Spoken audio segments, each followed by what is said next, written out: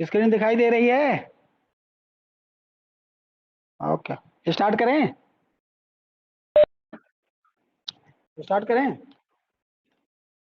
चलिए ठीक। पहला क्वेश्चन है, from which keyword we import the tkinter in program. ये तो पता है सबको, इंपोर्ट। अगला क्वेश्चन है, how pack function work on tkinter. Pack method कैसे काम करता है? वो पैक करता है according to the left right up down. किसी भी कंपोनेंट को मेन विंडो में पैक करता है left right up down. How the grid function put the widget on the screen. Grid में हमेशा एक्स वाई रो और कॉलम के आधार पर ग्रिड में वैल्यू पुट की जाती है। कोई भी कंपोनेंट अगर आप ग्रिड चलाते हैं तो इसका मतलब होता है कि रो और कॉलम के वाइज वो कंपोनेंट उस ग्रिड पर सेट होता है, इसलिए हमेशा वहां एक्स वाई न लिख करके रो कॉलम लिखा जाता है।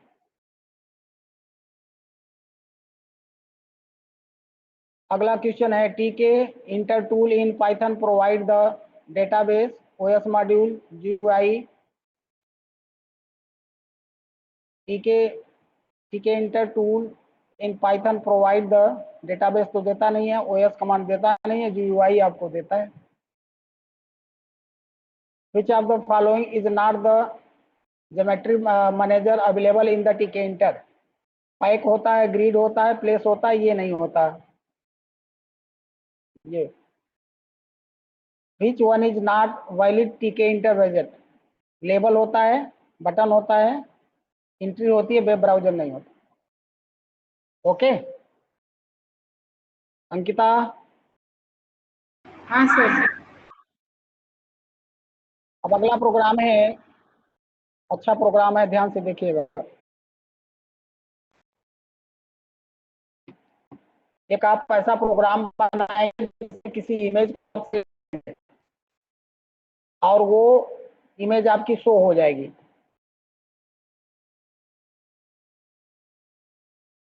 किसी इमेज को आप सेलेक्ट, वो इमेज आपकी डिस्प्ले होगी। ये वही प्रोग्राम है, पहले हम लोग इसको रन करा लेते हैं।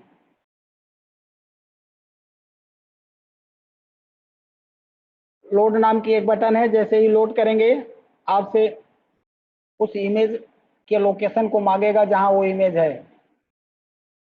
मान लीजिए हमारी फाइल है 1.png। ओपन करते हैं, शो करेंगे तो यहाँ हमारी फाइल आ जानी चाहिए।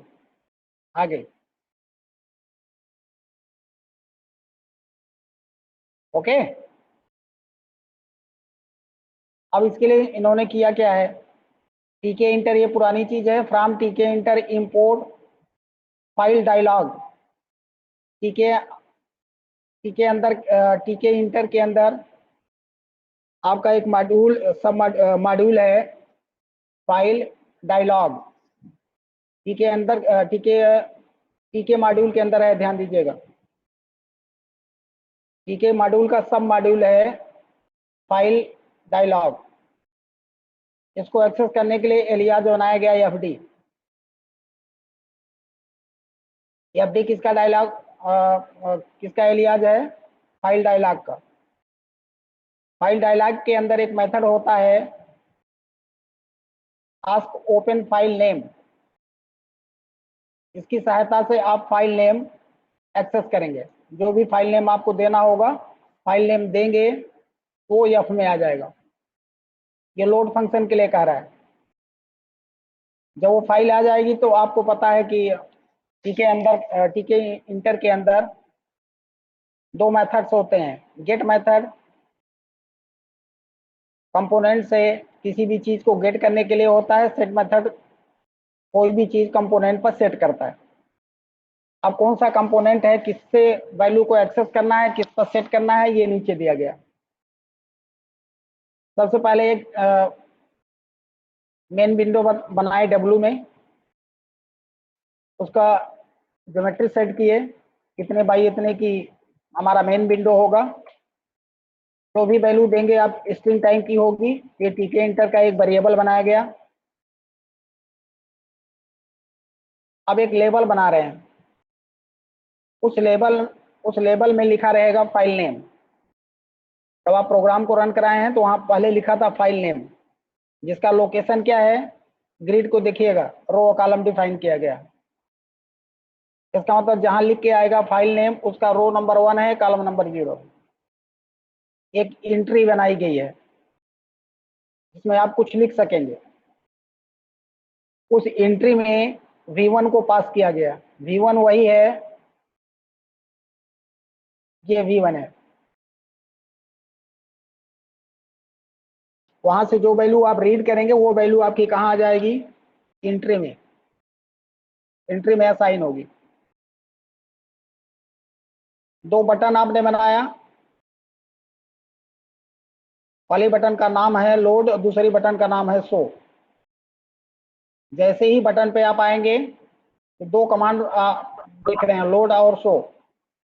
इसका लोकेशन क्या है, रो नंबर 2 कॉलम नंबर 2, इसका है रो नंबर 2 कॉलम नंबर 3। अगल बगल ही होंगे, एक कॉलम का अंतर है। जब लोड बटन में जाएंगे तो लोड मेथड कॉल होगा। लोड मेथड कॉल होगा तो उस फाइल का नाम पूछेगा जिस फाइल को लोड करना है। अगर वो फाइल लोड होगी तो उसका रेफरेंस चला जाएगा एफ में। अब v1 डॉट सेट, v1 आपने देखा था क्या था, जो जिस फाइल को आप दे रहे हो उस फाइल को स्ट्रिंग वायर के द्वारा एक्सेस किया गया है। तो एंट्री वाली जो फाइल है आपकी, जो एंट्री बॉक्स में जो फाइल आप दे रहे हो वही आपकी v1 है। तो v1 डॉट सेट ये सेट कर देगा और वहां से कंट्रोल को रिटर्न करेगा। जैसे ही कंट्रोल को रिटर्न करेगा वापस कंट्रोल हमारा आएगा शो मेथड पे। शो मेथड पे आया, फोटो इमेज एक मेथड है v1 डॉट गेट, जो यहां से सेट किया गया था उसी को ये गेट करेगा, गेट करके फाइल में रख देगा। और शो के अंदर एक लेबल बनाया गया, उस लेबल में जो भी आपकी इमेज है img वो उस लेबल पे आ जाएगी। और उसका लोकेशन दिया गया है L dot grid 3 column, third column और third row and 0 column. L dot image पर img जो आपकी इमेज होगी उसको उस लेवल पर डिस्प्ले कर देगा। ओके, कोई डाउट हो तो बताएं। सर जी। सर ये बताइए हमको कब पता चलेगा कि हमें कौन सा इंपोर्ट करना है, कौन सा इंपोर्ट नहीं करना है। किसी फाइल डायलॉग किए हैं तो हमको कैसे पता चलेगा कि हमको यही इंपोर्ट करना है। फाइल डायलॉग का मतलब क्या है? डायलॉग बॉक्स फाइल को ओपन करने के लिए ना। हाँ, फाइल के लिए डायलॉग बॉक्स ओपन करना। अब फाइल हाँ का तो नेम सर, देंगे। हाँ, हमको कैसे पता कि इनबिल्ड है और हमको ये सब सर्च करना पड़ेगा ना फिर बार हाँ, बार। ये आपको सर्च करना पड़ेगा, क्योंकि टीके इंटर बहुत छोटी चीज नहीं है कि आप को पहले से सारी चीजें पता रहेंगी। ये आपको सर्च करना पड़ेगा, ये जानना पड़ेगा कि अगर हम किसी फाइल को ओपन करना चाहते हैं डायरेक्टली टीके इंटर में, तो उसके लिए कौन सा मॉड्यूल है और कौन सा मेथड है। अगर कुछ नया क्योंकि करना होगा तो फिर से सर हमको सर्च करना पड़ेगा कि वो हाँ हाँ पहले हाँ से है कि नहीं। हाँ, वो आपको सर्च करना पड़ेगा, क्योंकि हमेशा अपडेशन भी तो चल रहा है, मॉड्यूल भी बदल रहे हैं, उनके मेथड्स बदल रहे हैं। तो कहीं ना कहीं ये फिक्स नहीं है कि आप अगर कोई चीज जान गई हैं तो आपका काम उतने से ही चल जाएगा। अब टीके इंटर के अंदर के सारे सब मॉड्यूल को और सब मॉड्यूल के अंदर के सारे मेथड्स को आपको जानना होगा कि वो क्या करते हैं। बेहतर अप्रोच क्या है कि नीड टू नो बेसिस पर आप उसको जानिए, जब आपको आवश्यकता पड़ती है तो आप उसको जानने का प्रयास करें, इम्प्लीमेंट करें, क्योंकि सारी चीजें एक बार में इम्प्लीमेंट नहीं हो पाएंगी। हाँ सर। अब आपके दिमाग में ये बात आनी चाहिए कि अगर रन टाइम में हम कोई फाइल टीके इंटर की सहायता से ओपन करेंगे तो कैसे ओपन करेंगे? तो इसका मतलब कोई ना कोई एक डायलॉग बॉक्स होगा। अगर ये GUI है तो निश्चित तौर पर GUI में फाइल कैसे ओपन होती है? उसके लिए एक डायलॉग बॉक्स ओपन होता है, हम फाइल का नाम देते हैं, हम फाइल हमारी सिलेक्ट होती है, फाइल हमारी ओपन हो जाती है। तो इसका मतलब फाइल के लिए एक डायलॉग बॉक्स बनाया गया है। अब ये डायलॉग बॉक्स टीके इंटर का सब मॉड्यूल है और इस मॉड्यूल के अंदर इस नाम का मेथड है।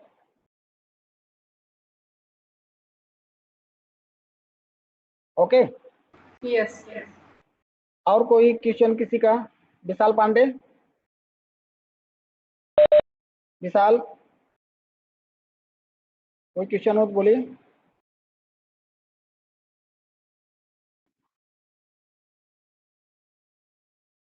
हाँ, उसी का रहेगा।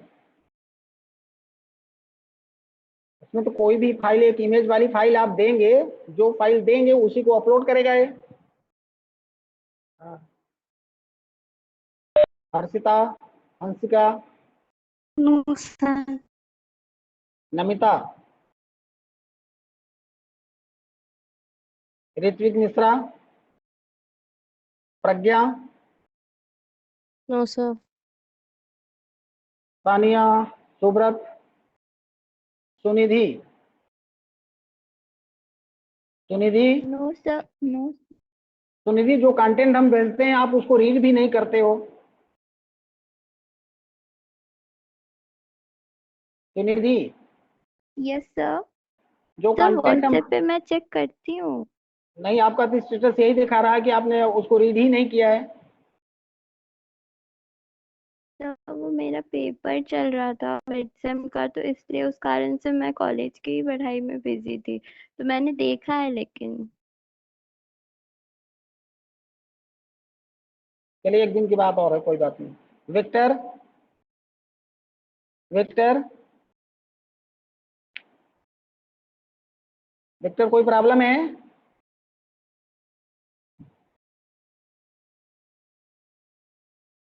ओके। अंकिता सिंह,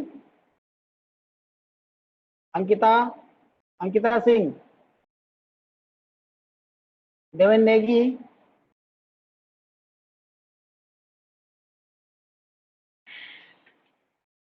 ओके। किसी को कोई प्रॉब्लम हो तो बताएं।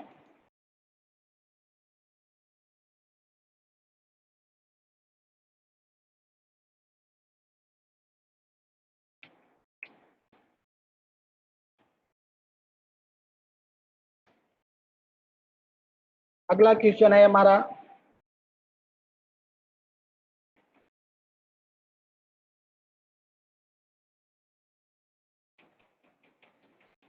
प्रोग्राम की लेंथ को देख करके आप घबराएंगे नहीं, बार बार वही चीजें रिपीट की जा रही हैं।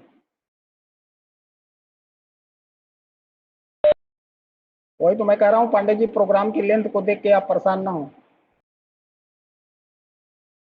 प्रोग्राम आपका क्या है पहले ये देखिए।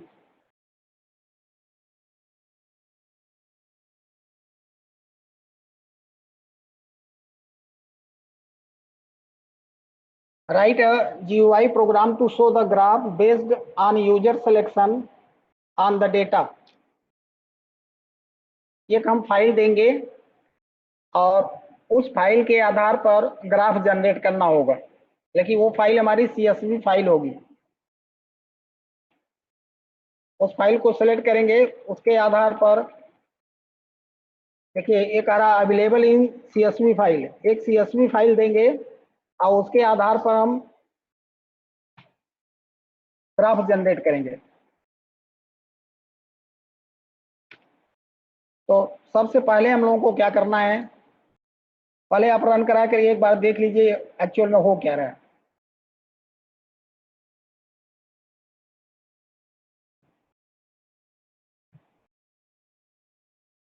चलिए,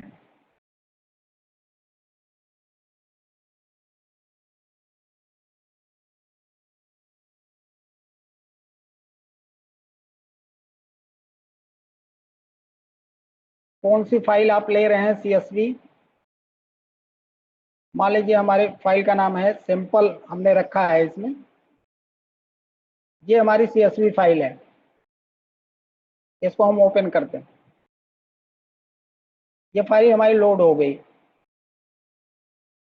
ये बार पहले से सिलेक्टेड है, शो करेंगे, इसका मतलब बार चार्ट बन गया। लाइन को सिलेक्ट करेंगे, लाइन चार्ट बन गया। स्कैटर को सिलेक्ट करेंगे, स्कैटर बॉक्स बन गया। प्रोग्राम का मतलब आपके समझ में आया कि करना क्या है आपको। एक CSV फाइल देंगे, कोई भी CSV फाइल होगी, उसके 3 ग्राफ बनाने हैं। ये चीजें आपकी पहले की हैं। ये सब मॉड्यूल है, उसका एलियास बना दिया गया, लोड, और ये भी मेथड आपका वही है। अब आप इधर से देखें, एक विंडो बनाई गई, एक ज्योमेट्री तैयार की गई इतनी बाई इतने की। इंटीजर टाइप का वेरिएबल लिया गया v1, स्ट्रिंग टाइप का वेरिएबल लिया गया f1। v1 dot set1, set1 करने का मतलब डिफॉल्ट वैल्यू को सेट कर देना, जो बटन में पहले आ रहा था। बटन है रेडियो बटन।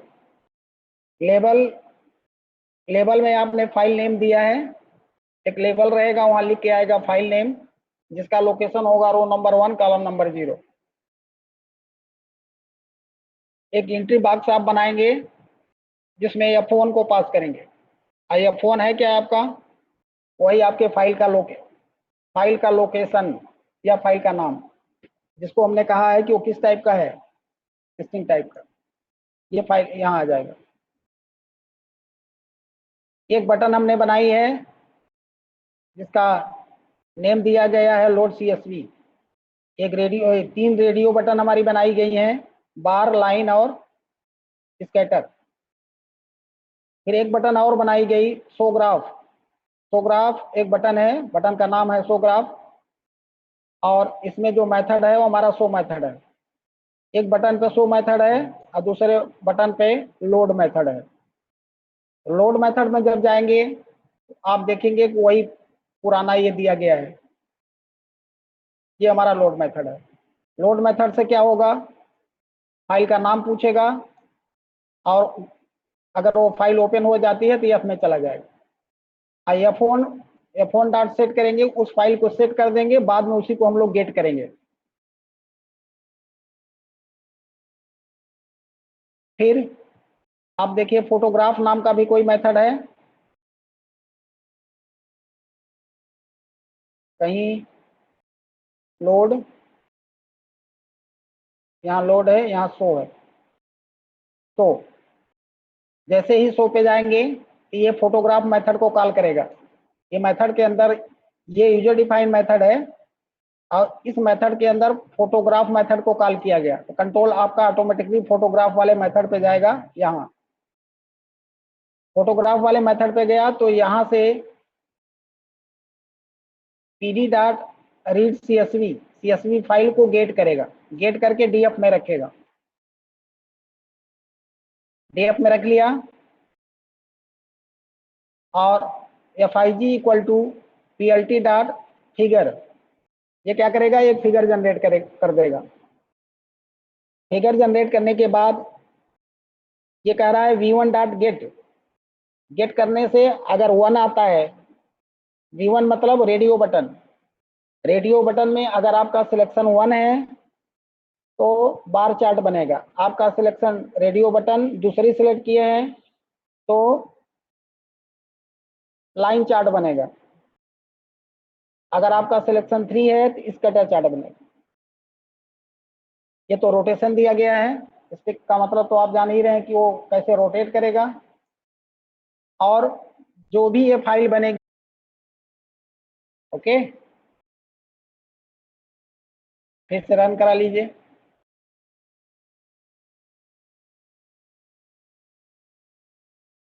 एक लेवल है, इस लेवल पे लोड CSV करेंगे, फाइल का नेम पूछेगा। CSV फाइल हमको देनी पड़ेगी जिसका ग्राफ बनाना है। ये हमारी CSV फाइल है, ओपन हो गई। ये 3 ऑप्शन पहले से दिए गए हैं। उसने कहा अगर सिलेक्शन पहला होगा तो बार चार्ट बनेगा। मान लीजिए हमने सिलेक्शन लाइन का किया, तो ग्राफ करेंगे, लाइन आ गया। इसको सेलेक्ट करेंगे, स्कैटर आ जाएगा। इसको सेलेक्ट करेंगे, वो कंडीशन दी गई है, जो आप सेलेक्ट करेंगे उसके आधार पर अप्लाई होगा।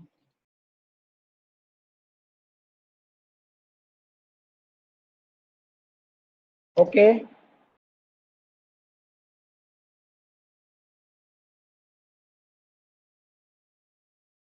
ये देखिए हमारी ये फाइल भी बन गई है, जिसको डी ड्राइव में सेव कराया गया है। ये फाइल हमारी बन गई है, इस प्रोग्राम में दिया गया था ना, g1.png, यही हमारी png फाइल बनी है। कोई डाउट हो तो बताएं। ये g1.png हमने सेव कर दिया।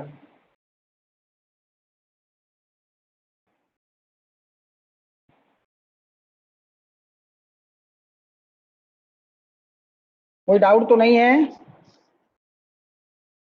No sir. प्रोग्राम की लेंथ को देख के परेशान नहीं होंगे, सब रेडीमेड मेथड्स हैं। सबके नेचर को आपको जानना होगा कि वो कैसा कार्य करते हैं, उनकी प्रॉपर्टी क्या है। ये दोनों प्रोग्राम अगर आप कोई भी प्रोजेक्ट डेवलप करते हैं तो आपके लिए बहुत ही सहायक होंगे। दोनों अच्छे प्रोग्राम हैं।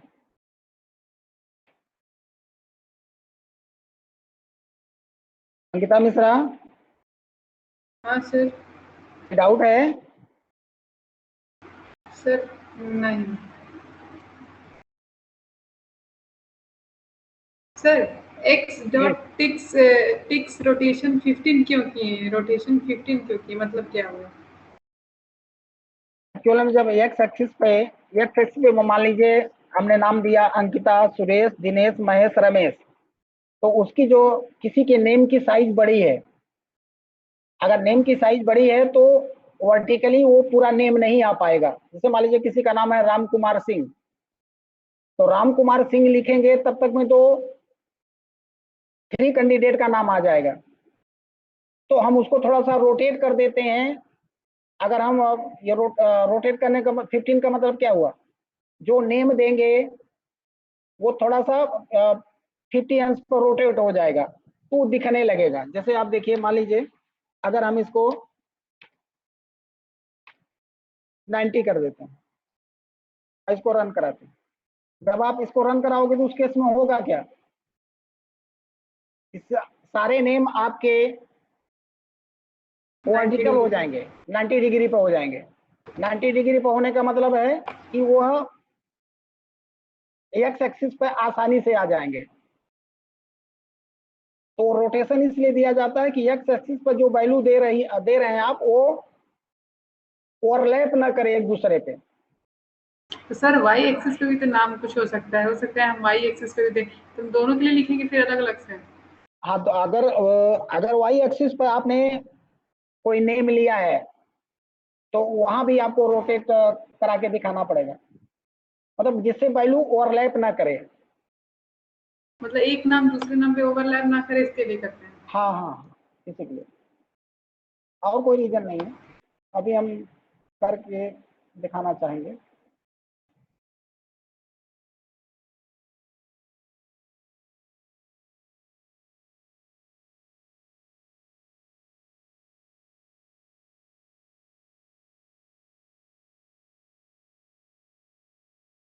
कहाँ है अंकिता, कहाँ है वो? ऊपर ऊपर। हाँ सर, यहाँ पे लोकेशन 15, plt.xtek लोकेशन 15। पहले इस पर रन करा के देखो, इसके बाद हम लोग इसको चेंज करते हैं। मान लीजिए हमारी फाइल है डेटा सिंपल,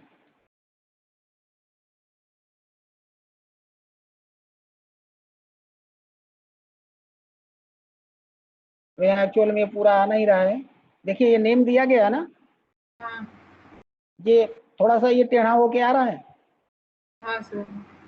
अगर ये नेम बड़ा होता तो हो सकता है कि ये एलिस, बाम या चार्लीज ये आपस में ओवरलैप हो जाते। तो उस केस में और अगर इसको क्लियर देखना है, इसके एंगल को और रोटेट कर देते हैं, हम 90 कर देते हैं।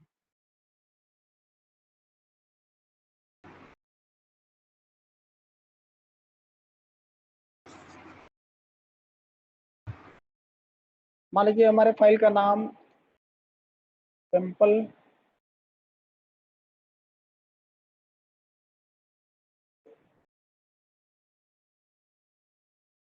अब आप इसको बड़ा करके देखिए। देखिए अब आपके नाम कैसे आ गए अंकिता। हाँ सर। अब ओवरलैपिंग कम हो गई ना। हाँ। अब और इस सर रूप अगर में हाँ, अगर इन केस हम चाहते हैं कि जो नाम है ये बार के अंदर है तो उसके लिए कुछ अलग भी होता होगा। बार के जैसे अंदर कर बार के ग्राफ अंदर कर बनाते दे। हैं जिसके अंदर लिखे रहते हैं, उसके इनपुट्स लिखे रहते हैं। उसके लिए आपको दूसरा ग्राफ यूज करना होगा। उसके लिए हिस्टोग्राफ होता है। अच्छा। वो नेम भी लिख करके साथ में आता है। ठीक है, ये समझ में आ गया एक्स रोटेट का मतलब क्या हुआ। हाँ सर, समझ में आया। और किसी का कोई क्वेश्चन।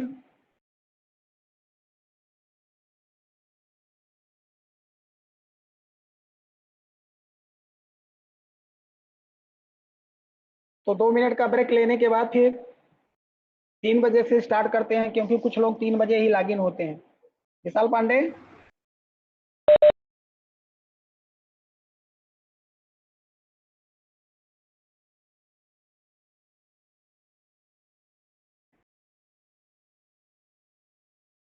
तो 5 मिनट के बाद हम कंटिन्यू करते हैं नेक्स्ट क्लास। ठीक है सर। मेरी आवाज सुनाई दे रही है। सर आज हम लोगों को पढ़ना है data science, introduction of data science, application of data science, Python libraries for data science and data processing. सबसे पहले हम जानते हैं डेटा साइंस क्या है। In data science, to retrieve the needful information from the data where or data sets। Data set से needful information को retrieve करना डेटा साइंस कहलाता है। और data science deal with the extraction of knowledge from the large data set of data. किसी भी data के विषय में हिडन प्रॉपर्टी या उस डेटा के विषय में डिटेल अध्ययन करना डेटा साइंस का काम होता है। वो डेटा आपका स्ट्रक्चर्ड भी हो सकता है, अनस्ट्रक्चर्ड भी हो सकता है। स्ट्रक्चर्ड डेटा का मतलब क्या हुआ कि वो इंफॉर्मेशन, वो डेटा हमारी रो और कॉलम के फॉर्म में हो, तो उस डेटा को हम लोग कहते हैं वो स्ट्रक्चर्ड डेटा है। अनस्ट्रक्चर्ड डेटा का मतलब है जो डेटा हमारा रो और कॉलम के फॉर्म में ना हो, जैसे कोई एजेंडा है, कोई मेल है, इस तरह की इंफॉर्मेशन हमारी अनस्ट्रक्चर्ड कहलाती है। स्ट्रक्चर्ड का मतलब टेबुलर फॉर्म में हमारा डेटा अगर अवेलेबल है तो। ये डेटा हमको मिलेगा कहाँ? Large volume of data sources are scientific experiment, IoT, e commerce, financial transaction, bank credit transaction, social network.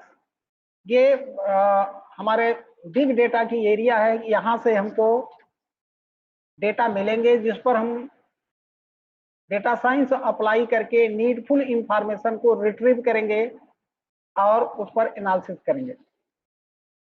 Okay Ankita, yes sir. Clear है ना? हाँ sir. Big data are large and complex data set which are difficult for traditional method to store, access and analyze। अगर हम big data की बात करें, जैसे अगर हम ये पता करें कि आज अमेजन में कितने कितने प्रोडक्ट, कितने items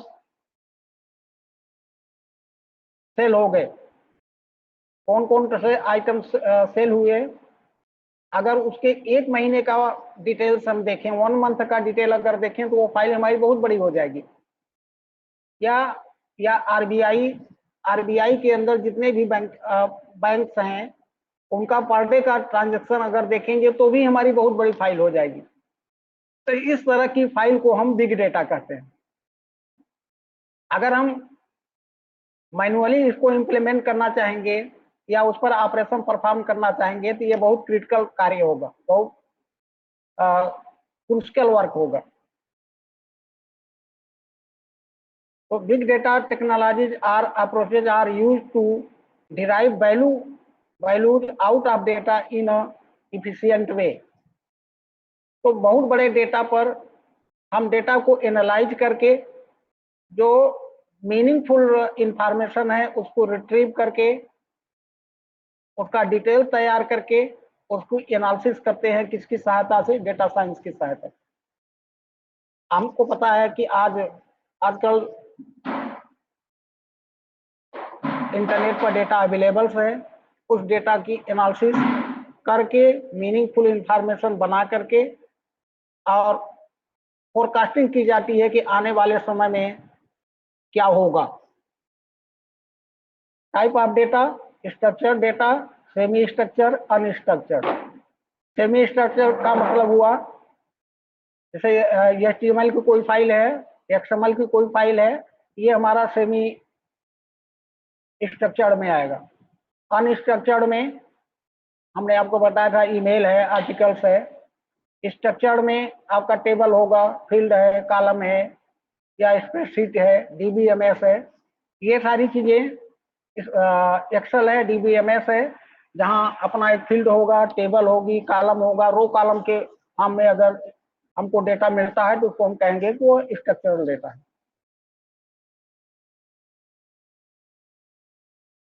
data science field, data science के फील्ड क्या है? AI, machine learning, getting machine to do what human are good in. वह कार्य जो आदमी कर सकता है वो मशीन भी कर सकती है, ये AI हमको सिखाती है। Machine learning using algorithm to train and predict the data. Machine को हमको ट्रेंड करना होता है। मशीन को हम इनपुट देते हैं, बार बार इनपुट देते हैं, हमारे बार बार इनपुट देने से मशीन ट्रेंड होती है और ट्रेन हो करके अगली वैल्यू को वो प्रिडिक्ट करती है कि अगली वैल्यू यही आनी चाहिए। कैसे?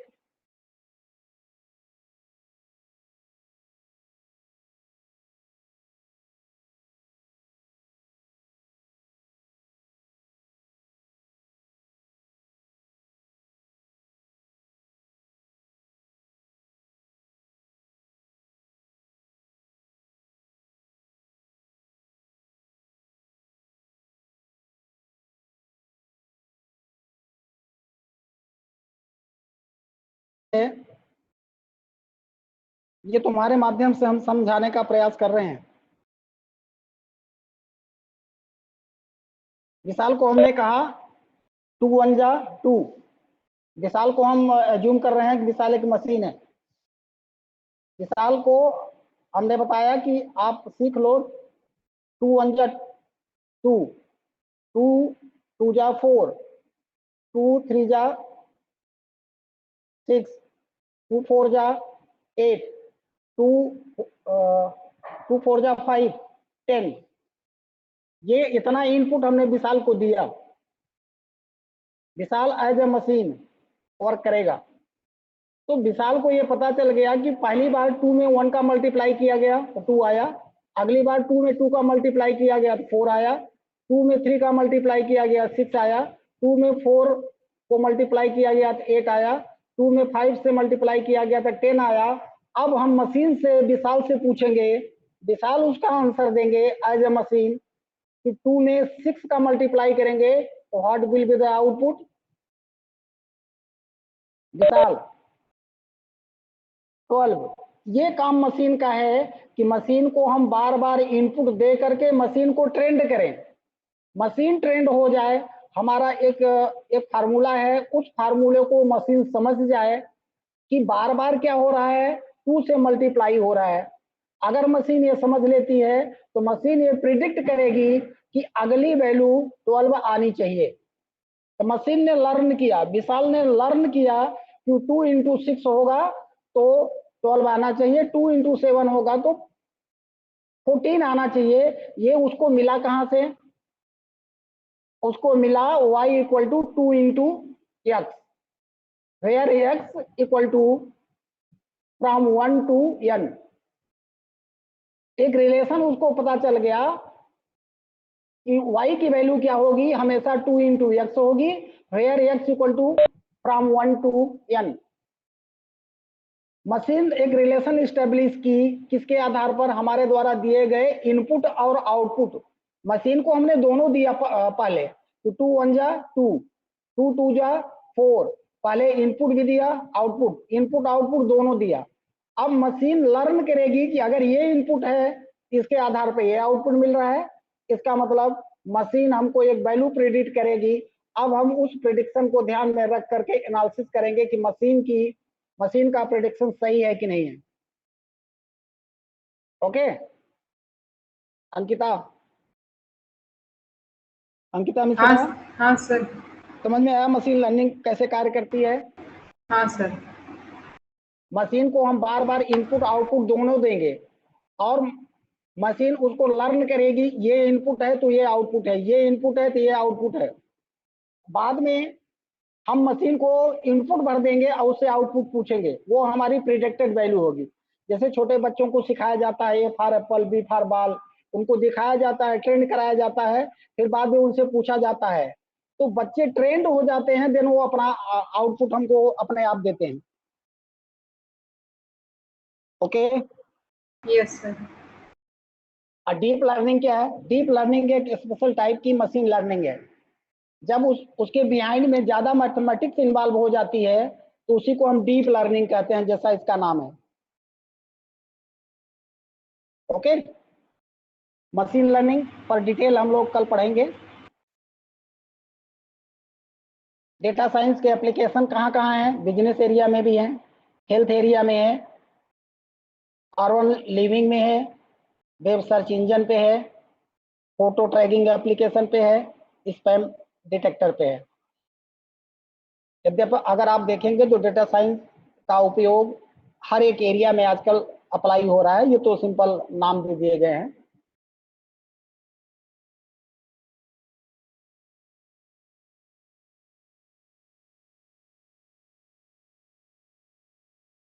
Data science step, data science पर काम करने के लिए कुछ स्टेप निर्धारित किए गए हैं। किसी भी डेटा सेट पर, किसी भी बिग डाटा पर काम करने के लिए सबसे पहले जरूरी होती है कि आप डेटा को गैदर करें, डेटा को कलेक्ट करें, put the necessary system in place to gather data.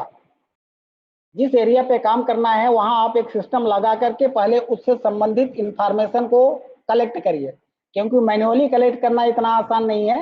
एक सिस्टम बना करके उस बिजनेस से संबंधित इंफॉर्मेशन को आप कलेक्ट करेंगे, उसी को कहा जाता है इंफॉर्मेशन गैदरिंग या डेटा गैदरिंग। यहाँ डेटा गैदरिंग का मतलब या इंफॉर्मेशन गैदरिंग का मतलब छोटे डेटा, बहुत स्मॉल डेटा से नहीं है, यहाँ मतलब है बिग डेटा से, कि कोई बहुत बड़ी फाइल है उससे इंफॉर्मेशन को गैदर करना, कलेक्ट करना, मीनिंगफुल इंफॉर्मेशन को निकालना। इसके बाद डाटा प्रेजेंटेशन। जब मीनिंगफुल इंफॉर्मेशन आपके पास आ जाती है तो डाटा को हम कैसे रिप्रेजेंट करेंगे ये दिखाएंगे कि अगर डाटा में कोई ऐसी वैल्यू है जो मिसिंग वैल्यू है, उस डाटा को हम क्लीन करेंगे, clean and format missing data sets and to make unusable for the analysis. ऐसी डाटा आपके डेटा सेट में ऐसे डाटा हैं जो मिसिंग हैं, या ऐसे डेटा दे दिए गए हैं जिनकी मीनिंग नहीं समझ में आ रही है, या कॉलम में हम देखेंगे कि कहीं स्ट्रिंग टाइप की वैल्यू में न्यूमेरिक टाइप की वैल्यू तो नहीं है, या न्यूमेरिक टाइप में कहीं स्ट्रिंग टाइप की वैल्यू तो नहीं है, जिसके कारण हम मैथमेटिकल ऑपरेशन ना परफॉर्म कर पाए। इन सारी चीजों को ध्यान में रख करके डेटा का पूरा प्रिपरेशन तैयार करेंगे, डेटा को प्रिपेयर करेंगे कि उस मशीन के लायक हमारा डेटा हो जाए, क्योंकि जो तैयार हम कर रहे हैं वो किसके लिए तैयार कर रहे हैं? मशीन के लिए तैयार कर रहे हैं। इसके पहले जो हम लोग पांडाज में पढ़े थे कि डाटा का प्रिपरेशन, डाटा को हम प्रिपेयर करेंगे मशीन के लिए, मिसिंग वैल्यू तो नहीं है, अगर मिसिंग वैल्यू है तो उसको हम रिप्लेस करेंगे या फिर लेने के द्वारा उसमें कोई वैल्यू फिल करेंगे या स्टैटिकल मेथड्स का उपयोग करके उस डाटा को हम किसी न किसी ढंग से फॉर्मेट करके मशीन के लायक बनाएंगे। अगला स्टेप है exploration, understand the structure of data by using the clustering algorithm. Data को हम छोटे छोटे पार्ट्स में डिवाइड करेंगे, जो सिमिलर टाइप के डेटा होंगे उनका एक ग्रुप बनाएंगे, जो दूसरे सिमिलर टाइप के डेटा होंगे उनका एक ग्रुप बना करके उस डेटा को विजुलाइज करेंगे। विजुलाइज क्यों करेंगे? जिससे यूजर उसको आसानी से समझ सके, जिससे डेटा साइंटिस्ट या डेटा एनालिस्ट उसको आसानी से एनालाइज कर सके। इतना करने के बाद अब बात आती है मशीन।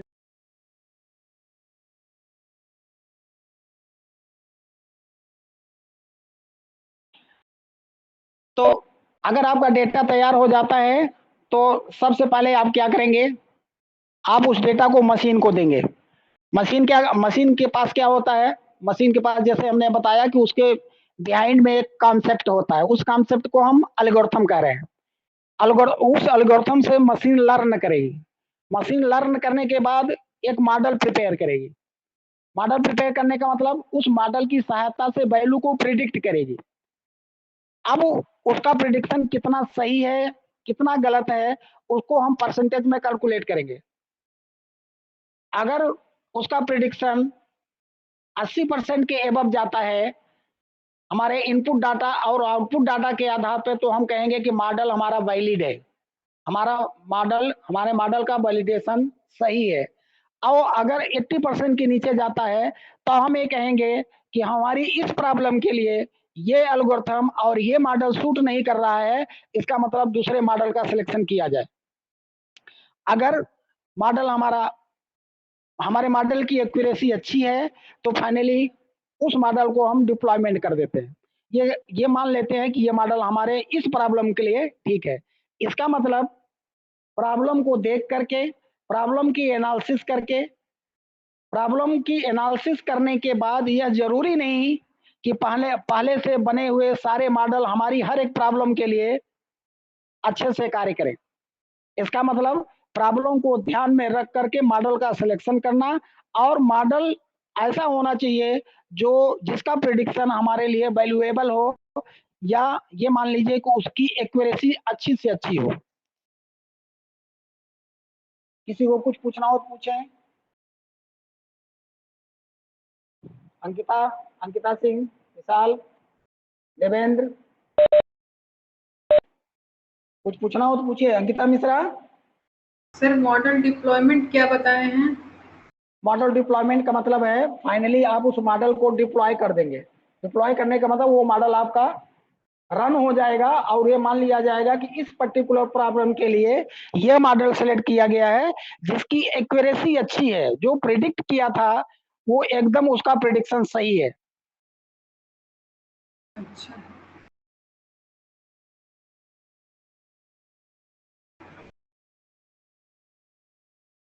और कुछ पूछना है किसी को? किसी को? सर एक्सप्लोरेशन थोड़ा बता दीजिए। एक्सप्लोरेशन क्या विनीता पूछ रही हो? विनीता, जिस डेटा की एनालिसिस हम करेंगे उसको विजुअली ग्राफ और प्लॉट बना करके विजुअली उसको हम चेक करेंगे। चेक करने का मतलब क्या है कि जो एक तरह का डाटा है उसका एक ग्रुप बनाएंगे, जो दूसरे तरह का डाटा है उसका दूसरा ग्रुप बनाएंगे। इस तरह के पूरे डेटा को हम डिकम्पोज करेंगे। डिकम्पोज करके हर एक डेटा के ग्रुप पर एक ग्राफ सर प्लॉट वॉइस करेंगे। नहीं आ रही है। आपके साइड से प्रॉब्लम होगी, इधर तो ठीक है। विशाल, आवाज आ रही है ना? हाँ जी सर, आ रही है। सर आ रही। मॉडल बिल्डिंग थोड़ा सा बता दीजिए दोबारा से प्लीज। जी बता देते। एक्सप्लोरेशन को पहले समझिएगा कि जो हाँ जी सर। भी प्रॉब्लम आपकी है उस प्रॉब्लम को हम कई भागों में डिकम्पोज कर देंगे, कई भागों में डिवाइड करेंगे। जो सिमिलर टाइप के टास्क होंगे उनका एक ग्रुप बनाएंगे, दूसरा ग्रुप फिर सिमिलर टाइप का बनाएंगे और उसको विजुलाइज करेंगे हम कैसे, ग्राफ बना करके, प्लॉट बना करके उसको विजुलाइज करेंगे, जिससे जिससे डेटा साइंटिस्ट को आसानी से समझ में आ जाए। अभी डेटा साइंटिस्ट अपने लिए ये सारी इंफॉर्मेशन इकट्ठा कर रहा है। इकट्ठा करने के बाद वो पूरी इंफॉर्मेशन मशीन को दी जाएगी। मशीन को जब दी जाएगी तो डेटा साइंटिस्ट क्या करता है, मशीन को इनपुट और आउटपुट दोनों देता है। अब मशीन जब इनपुट और आउटपुट दोनों को लेकर के ट्रेंड हो जाती है, उसके बीच में एक रिलेशन इस्टेब्लिश होता है कि अगर आपका इनपुट ये है, इस आधार पर आउटपुट ये आ रहा है, इतना इनपुट है तो आउटपुट ये आ रहा है, तो मशीन एक रिलेशन इस्टेब्लिश करती है। जैसे हमने अभी आपको बताया कि 2 जा 4, 2 3 जा 6, तो एक रिलेशन इस्टेब्लिश हो रहा है कि y इक्वल टू 2x है। तो मशीन जब लर्न करती है तो एक एक फार्मूला निकालती है उसमें, और जो फार्मूला आपका निकलता है उसी को हम मॉडल कहते हैं। एक मॉडल तैयार हुआ। अब हमारा मॉडल कितना एक्यूरेट है उसको हम वैलिडेट करेंगे कि जो मशीन ने लर्न किया है, जो मशीन ने फार्मूला अडॉप्ट किया है अपने तरफ से, वो कितना अच्छा है। अगर वो अच्छा है तो उसकी एक्यूरेसी क्या है। अगर उसकी एक्यूरेसी अच्छी है तो हम कहेंगे मॉडल का सिलेक्शन हमारे अच्छा है। अगर उसकी एक्यूरेसी अच्छी नहीं है तो हम कहेंगे कि वो मॉडल हमारे लिए अच्छा नहीं है उस प्रॉब्लम के लिए। ओके।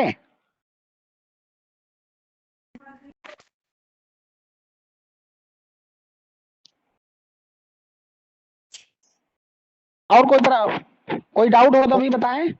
और सर इसमें जो रैंडम फॉरेस्ट, एसवीएम और जो न्यूट्रल नेटवर्क और जो की नियरेस्ट नेबर्स हैं, ये हम सर किस टाइम पे यूज करते हैं इसको? ये after building the model building? नहीं, ये एक्चुअल में एल्गोरिथम है आपकी random forest, SVM, neural network के नियरेस्ट नेबर। ये मशीन लर्निंग की एल्गोरिथम्स है। इन एल्गोरिथम की सहायता से मशीन एक मॉडल तैयार करती है। जैसे आप एक एल्गोरिथम जानते हैं, y equal to m x plus c, line को ड्रा जी करने जी की जी। एक एल्गोरिथम है। हाँ जी। तो इस एल्गोरिथम के आधार पर मशीन एक रिलेशन स्टेब्लिश करती है कि y की वैल्यू क्या होगी अगर x की वैल्यू ये है तो इस तरह से मशीन के पास ओके ढेर सर, सारी एल्गोरिथम्स होती हैं। उस मतलब एल्गोरिथम के बिहाइंड मतलब जी सर कोऑर्डिनेट्स हम इसको आगे कोऑर्डिनेट्स के थ्रू चलते हैं सर, मतलब एक्स एंड वाई के थ्रू? जी जी जी जी ये एल्गोरिथम्स हैं। एल्गोरिथम्स का मतलब क्या है, सेट ऑफ रूल, पहले से बनाया हुआ एक सेट ऑफ रूल है। उस रूल को फॉलो करके मशीन क्या करती है, एक मॉडल प्रिडिक्ट करती है, जी एक मॉडल बनाती है इनपुट और आउटपुट के रिलेशन के आधार पे। जी ठीक है सर। तो ये आपकी एल्गोरिथम्स हैं। ठीक है सर। और किसी को कोई डाउट?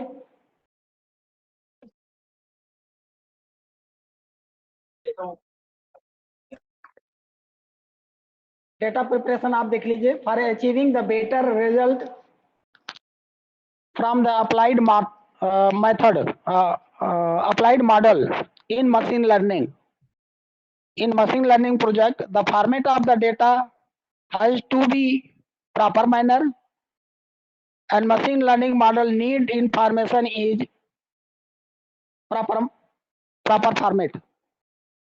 मशीन लर्निंग को प्रॉपर फॉर्मेट में डेटा चाहिए, जिस फॉर्मेट में डेटा चाहिए आपको उस फॉर्मेट में मशीन को डेटा देना होगा। For example, random forest algorithm does not support null value. ये एक हमारी एल्गोरिथम है जो नल वैल्यू को सपोर्ट नहीं करती। इसका मतलब अगर नल वैल्यू वाला data machine random forest algorithm को देंगे तो वो प्रॉपरली कैलकुलेट नहीं कर पाएगी। तो इस तरह से आप कौन सी एल्गोरिथम सेलेक्ट कर रहे हैं और आपकी प्रॉब्लम कैसी है। अगर आपकी प्रॉब्लम में आपके डेटा सेट में नल वैल्यू वाली प्रॉब्लम है तो आप रैंडम फॉरेस्ट एल्गोरिथम को सिलेक्ट नहीं करेंगे, नहीं तो आपके जो आउटपुट आएगा, आपको जो प्रिडिक्टेड आउटपुट मिलेगा उसकी एक्यूरेसी कम होगी। इसलिए प्रॉब्लम को ध्यान में रख करके आप एल्गोरिथम को सिलेक्ट करेंगे। अगर आपकी एल्गोरिथम सही होगी तो आपका मॉडल सही होगा, अगर मॉडल सही होगा तो निश्चित तौर पे उसकी एक्यूरेसी अच्छी होगी। Another aspect, the data set should be formatted in such way that more than one machine learning and deep learning। बेहतर अप्रोच ये होता है कि आप अपने डेटा को एक से ज्यादा एल्गोरिथम पर इंप्लीमेंट करें। एक से ज्यादा एल्गोरिथम पर जब इंप्लीमेंट करेंगे तो हर एक एल्गोरिथम के करिस्पॉन्डिंग एक से ज्यादा मॉडल तैयार होगा और हर एक मॉडल की अपनी एक्यूरेसी होगी। तो हर एक मॉडल की एक्यूरेसी को हम कंपेयर करेंगे अपनी प्रॉब्लम के आधार पे। अगर हमारी प्रॉब्लम के आधार पे जो मॉडल ज्यादा एक्यूरेट डाटा देगा उस मॉडल को हम मानेंगे कि ये मॉडल हमारे इस प्रॉब्लम के लिए अच्छा है। ओके,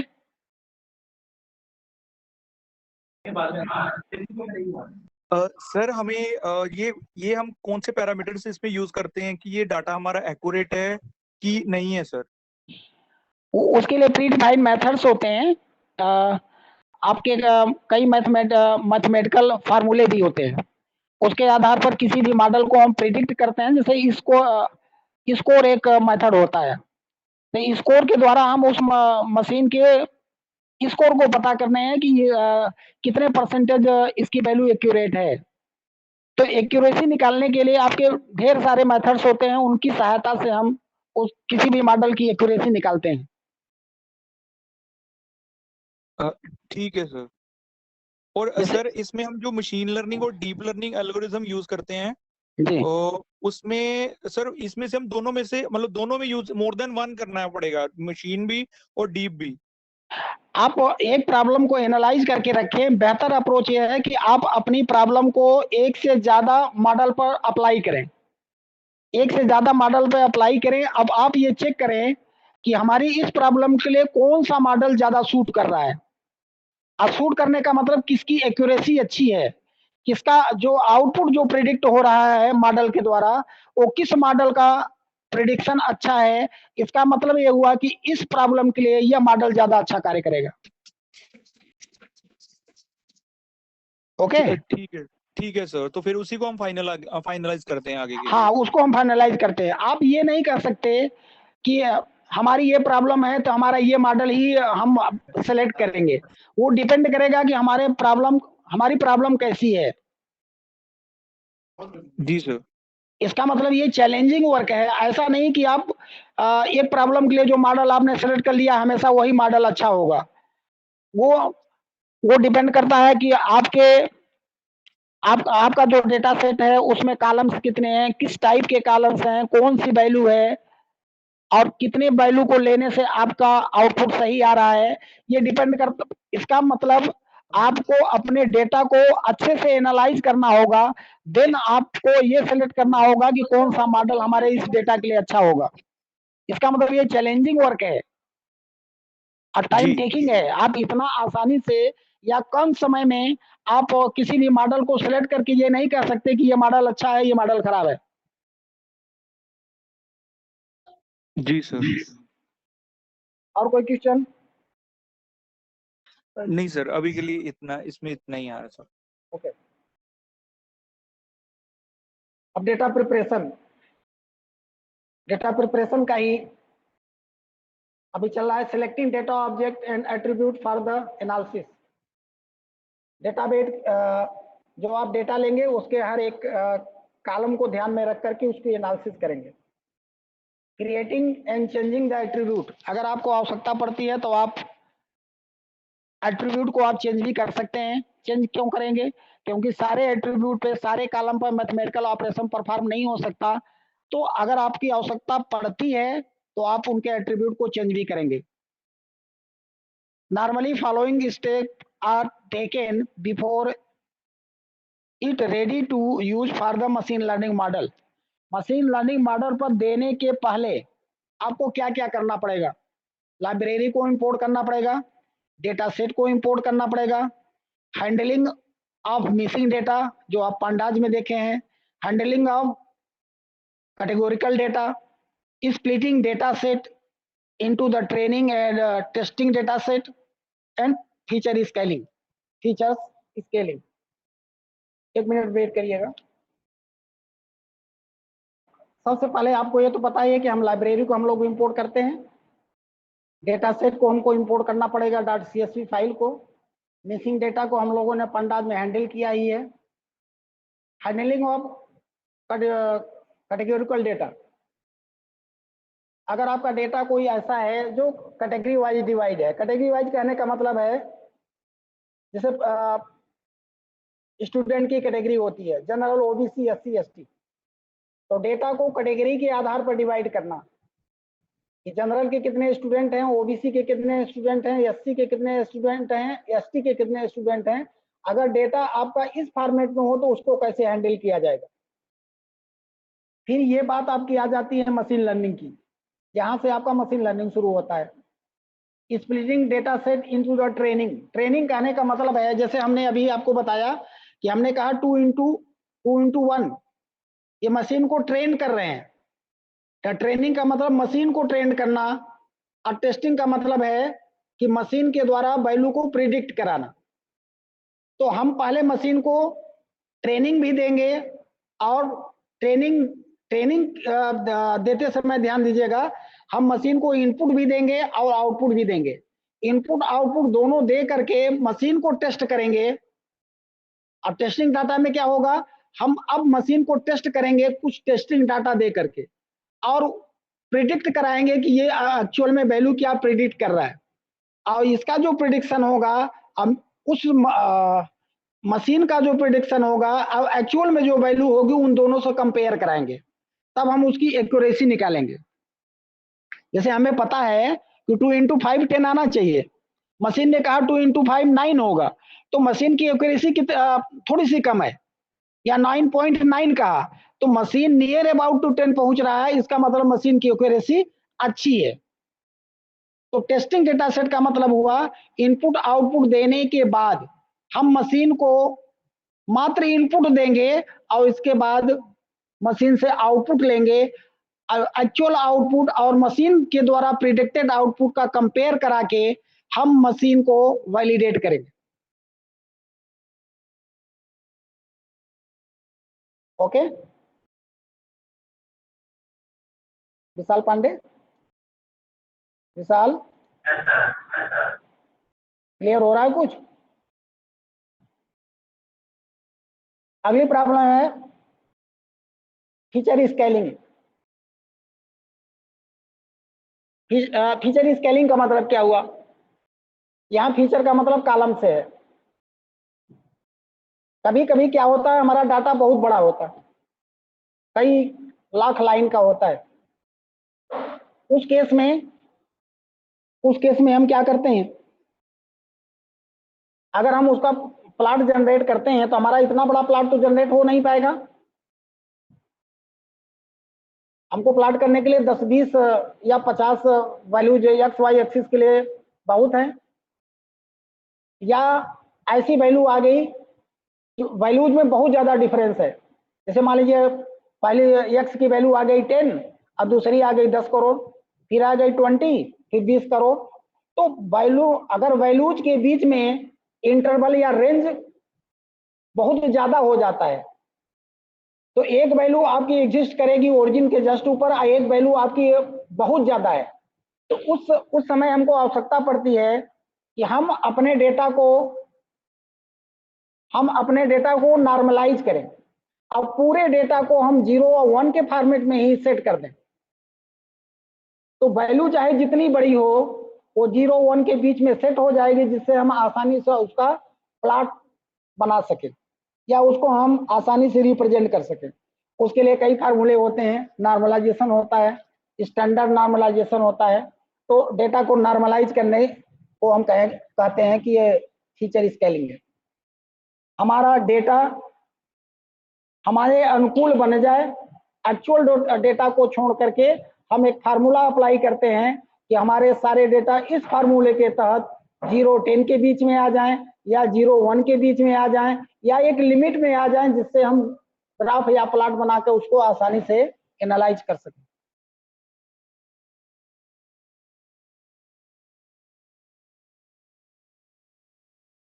जैसे एक डेटा सेट यहां दिया गया है, प्रॉपर्टी डेटा डॉट CSV, इसके कई कॉलम दिए गए हैं।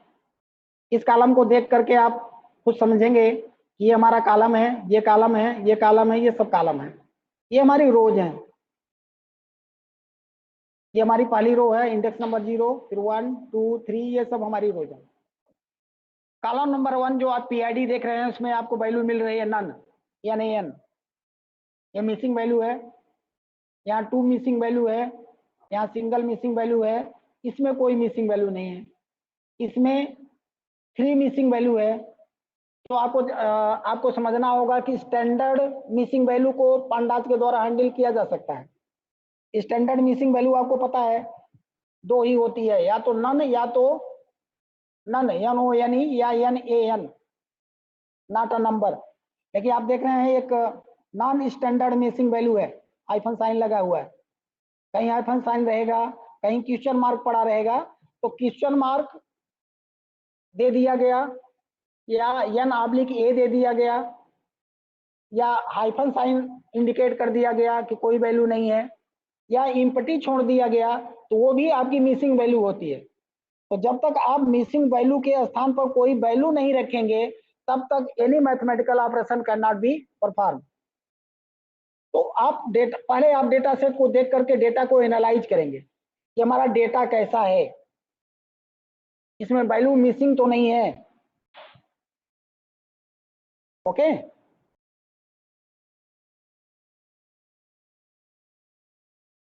ये डेटा सेट सभी लोग देख रहे हैं? Vishal, Ankita Mishra, yes sir. Data set दिखाई दे रहा है ना? हाँ सर। चलिए आगे बढ़ते हैं।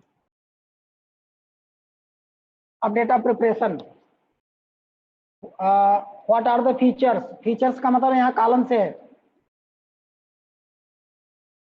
What are the expected type, उन कॉलम का टाइप क्या है?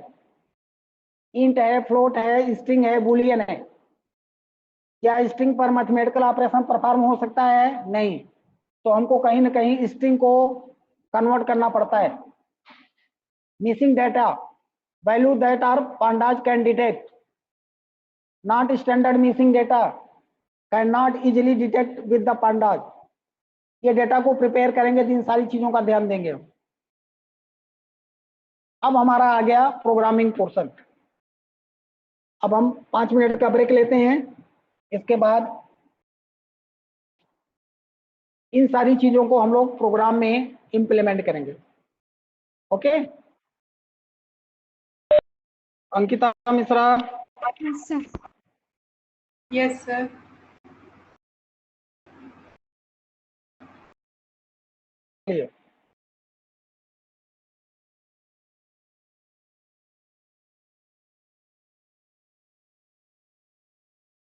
हमारा जो डेटा सेट है, हमारे डेटा सेट का नाम जो .csv फाइल है उसका नाम है प्रॉपर्टी डेटा .csv। उस फाइल का ये लोकेशन दिया गया है, आप अपनी फाइल को जहां रखेंगे वो लोकेशन दे देंगे। वहां से ये रीड CSV को आप जान ही रहे हैं, पंडाज का मेथड है। उस मेथड की सहायता से इस फाइल को हम लोग रीड कर रहे हैं। जब ये फाइल रीड हो जाएगी तो उसका रेफरेंस कहाँ आ जाएगा? DF के पास। और DF को जब प्रिंट कराएंगे तो आप देखेंगे कि वो रो और कॉलम में डिवाइड हो करके पूरी इंफॉर्मेशन स्क्रीन पर डिस्प्ले होगी। उसके लिए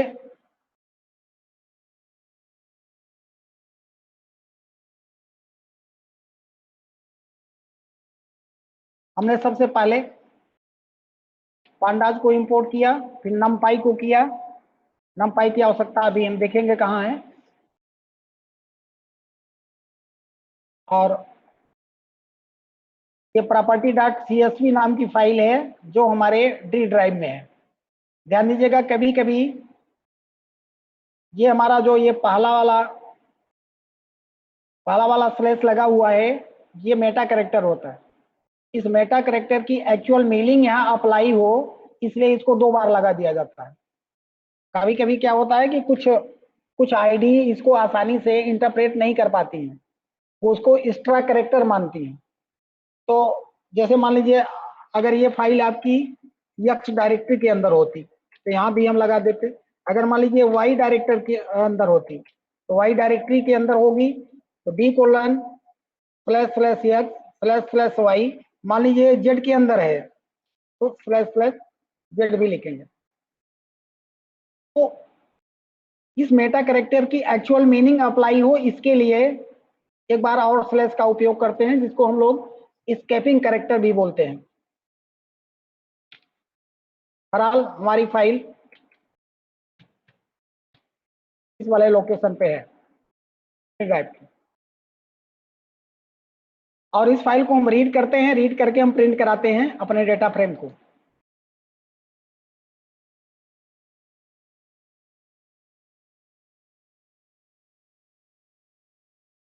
अब ध्यान से सभी लोग इसको देखेंगे। इस डेटा फ्रेम में कुल 9 रिकॉर्ड हैं फ्रॉम 0 to 8। पहले वाले कॉलम में एक नन वैल्यू है, दूसरे में 2, तीसरे में एक भी नहीं है, इसमें एक नन है और एक ये वैल्यू आपकी 12 आ गई है, जो करेक्टर टाइप की होनी चाहिए, लेकिन आ गई है नंबर। ये भी हम मानेंगे कि नल वैल्यू है, ये नन, ये सही है। यहाँ एन आ गया है, एन हमारा स्टैंडर्ड मिसिंग वैल्यू में नहीं आता है, पांडा जिसको नहीं काउंट करेगा। यहाँ आपने देखा 1.5 आ गया है, ये आपका सही है। आपने देखा कि ये कॉलम आपका न्यूमेरिक है, फिर भी यहाँ एक स्ट्रिंग आ गई है, और यहाँ 2 बार हाइफन साइन आ गया है, यहाँ नन आया है। अब इन सारी चीजों को आपको हटाना होगा। मिसिंग वैल्यू को कंट्रोल करने के बाद ही आप मशीन पर अपने डेटा को ट्रांसफर करेंगे। अगर आपका डेटाबेस बहुत बड़ा होता है, ये डेटा सेट बहुत बड़ा होता, तो एट अ टाइम आप स्क्रीन पर इसको ना देख पाते। मान लीजिए अगर इस 10 लाख लाइन्स हो, 10 लाख लाइन्स होंगी, तो आप इसको प्रॉपरली एक बार में नहीं देख पाएंगे। तो उसके लिए एक फंक्शन बनाया गया है हेड। हेड क्या करेगा, आपको ये बताएगा कि show the first 5 row of the data frame. By default ऊपर से 5 लाइन्स को शो करेगा। अगर आप ज्यादा देना चाहते हैं तो आप यहाँ वैल्यू भी दे सकते हैं। 10 दे देंगे तो 10 वैल्यू को देगा, 10 रो को देगा। अगर आप कुछ नहीं देते हैं तो इसका मतलब बाय डिफॉल्ट 5 रो आपको डिस्प्ले करेगा। हमारा डेटा फ्रेम छोटा है, इसलिए इसकी आवश्यकता नहीं है। बहरहाल छोटा ही है तो कोई दिखाने की आवश्यकता नहीं है। अगर आपको आवश्यकता होती, अभी हमको पूरा डेटा फ्रेम अपना देखना है, उस डेटा फ्रेम में हम काउंट करेंगे कि कितनी मिसिंग वैल्यू है, किस टाइप की मिसिंग वैल्यू है, कैसे उसको हैंडल किया जाए। अगर 5 ही रो चाहिए तो आप हेड लिखेंगे तो बाय डिफॉल्ट 5 रो दिखाएगा। अगर आपको और ज्यादा रो देखने की आवश्यकता है तो हेड के आर्गुमेंट में पास करेंगे तो उतने नंबर ऑफ रो आपको डिस्प्ले करेंगे।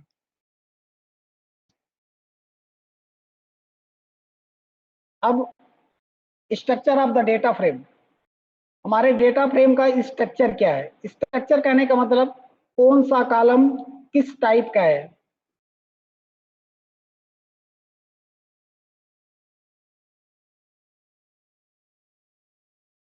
स्ट्रक्चर को देखने के लिए डेटा फ्रेम में एक मेथड होता है इन्फो, जो हमारी टेबल के हर एक कॉलम के टाइप को बताता है, या ये मान लीजिए कि उसका ब्रीफ डिस्क्रिप्शन करता है। रन करा के देख लीजिए। इसने बताया कि आपका पीआईडी है जो कॉलम है, नॉट नल कितने हैं 8 नॉट नल है, इसका मतलब एक नल है इसमें भी। इसमें 2 नल है, इसमें एक भी नल नहीं है, क्योंकि कितने रिकॉर्ड थे कुल? 9 फ्रॉम 0 to 8, यही तो है 9। इसमें एक आपकी नल वैल्यू है, इसमें 2 है, इसमें एक है। एक चीज और यहाँ ध्यान देने की है, अंकिता मिश्रा का क्वेश्चन है पुराना, ये क्लियर है कि ये दोनों फ्लोट टाइप के हैं और इन सब का टाइप ऑब्जेक्ट टाइप दिया है। तो पंडाज में स्ट्रिंग को ऑब्जेक्ट टाइप माना जाता है। इसका मतलब ST name, own occupied, number of bedrooms, number of bath और स्क्वायर इन फीट, ये आपका स्ट्रिंग टाइप का है। इसका मतलब अगर इस पर कोई ऑपरेशन परफॉर्म करना होगा तो स्ट्रिंग को, अगर स्ट्रिंग पर अगर हम मैथमेटिकल ऑपरेशन परफॉर्म करेंगे तो ऑपरेशन परफॉर्म नहीं हो पाएगा। इसका मतलब इसको भी हमको रिप्लेस करना पड़ेगा न्यूमेरिक टाइप में। अब चलिए बारी बारी से जो प्रॉब्लम है, इन्फो मेथड लगा देने से हमको पता चल गया कि नल वैल्यू कितनी है और उसका टाइप क्या है। आप देखिए यहाँ लिखा भी गया है, डी टाइप मतलब डेटा टाइप, फ्लोट आपका 2 है, object type means string type आपका 5 है। ओके अंकिता, अंकिता हाँ सर। क्लियर है? हाँ सर। विशाल पांडे क्लियर है ना? विशाल पांडे आज बोल नहीं रहे हैं, लग रहा है समझ में नहीं आ रहा है। आ रहा है? What are the my feature? Features का मतलब कॉलम, ये कॉलम यहाँ दिखाई दे रहा है, ये सारे कॉलम्स हैं। ये आउटपुट जो हमारे में आया था वही यहाँ भी आ रहा है।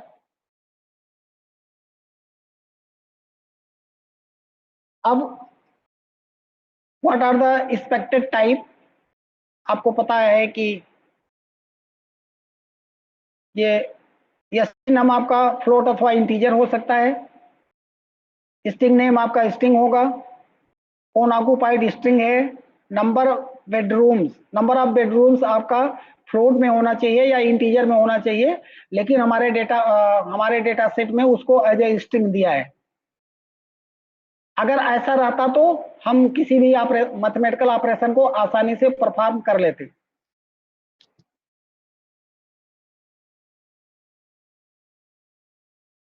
अब non standard missing data, value that pandas can detect.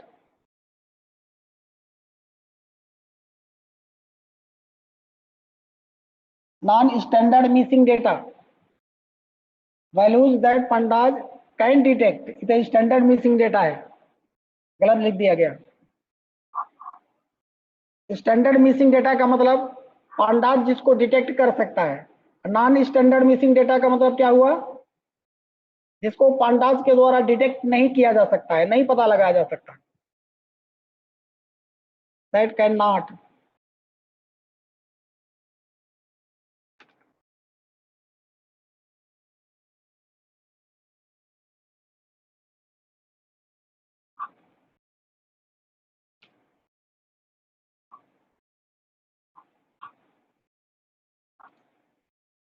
चलिए,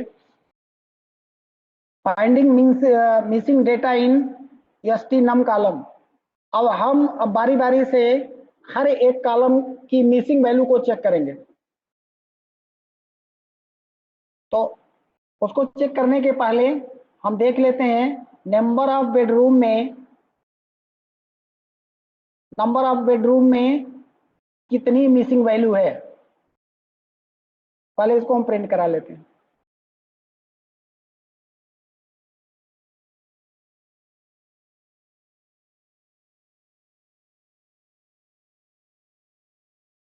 आपको ये पता है कि डेटा फ्रेम के अंदर अगर कॉलम नेम दे देंगे तो उस कॉलम की पूरी वैल्यू आ जाएगी।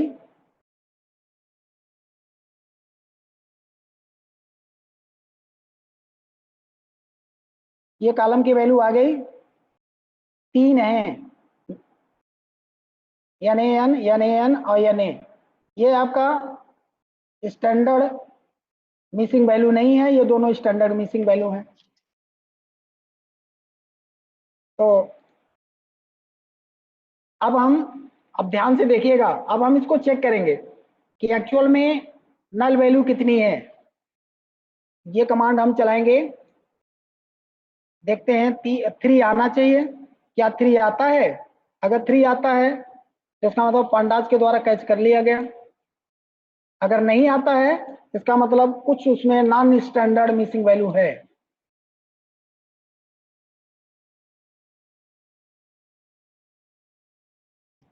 अब ध्यान से देखें तो 2 बता रहा है, जबकि होना कितना चाहिए? 3।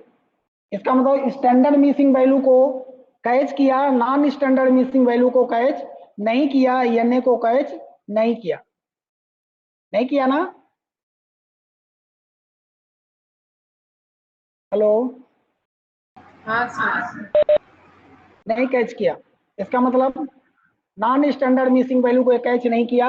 अब या तो इस वैल्यू को हम रिप्लेस करें एन से, नहीं तो इसको, इस रो को हम पूरा हमको डिस्ट्रॉय करना पड़ेगा। चलिए, नॉन स्टैंडर्ड मिसिंग डेटा या नॉब्लिक एन ए, ये और ये कैच नहीं हुआ। अब एनालिसिस कर रहे हैं। अब क्या करेंगे हम? जितने भी नॉन स्टैंडर्ड मिसिंग वैल्यू है उसकी एक लिस्ट बनाते हैं, एक अरे बनाते हैं, और अरे बना करके उस डेटा फ्रेम में अप्लाई करते हैं कि डेटा फ्रेम में ये पता चल जाए कि ये नॉन स्टैंडर्ड मिसिंग वैल्यूज हैं, इनको भी कैलकुलेट किया जाए।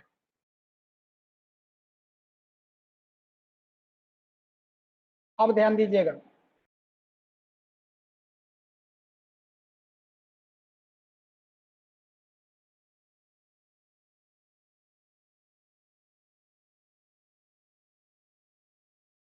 अब हमने यहाँ किया क्या है? मिसिंग वैल्यू का एक अरे बनाया।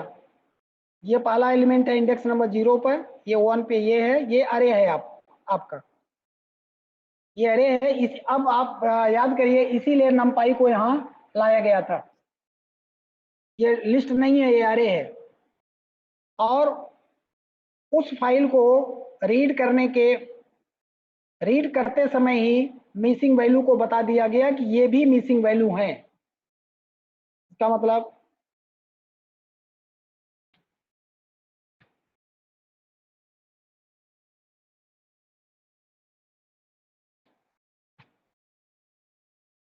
अब अगर इसको हम रन कराते हैं और डीएफ को प्रिंट करते हैं,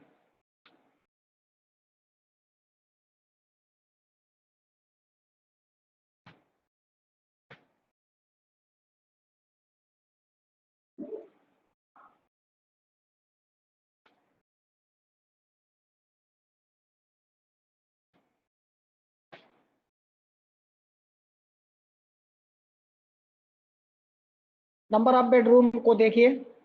नंबर ऑफ बेडरूम को हम लोग कंसीडर किए थे। देखिए अब यहाँ 3 आ गया, एन यहाँ भी आ गया, एन यहाँ भी आ गया, यहाँ भी आ गया। अब ये बताएगा कि उस कॉलम पे नंबर ऑफ मिसिंग वैल्यू 3 है।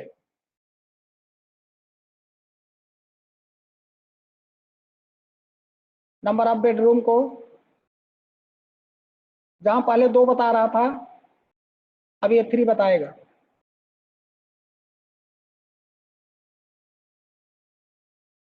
थ्री बताना चाहिए क्योंकि अब की संख्या बढ़ गई है।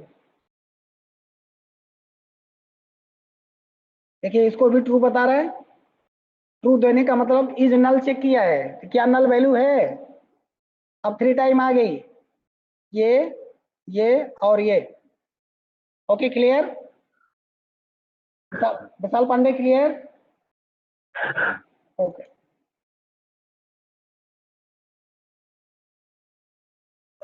सर जी। सर एनए का कोई क्या? सर एनए का डेटा यानी NA जो था सर उसमें मिसिंग वैल्यू, उसका कोई डेटा टाइप होता है?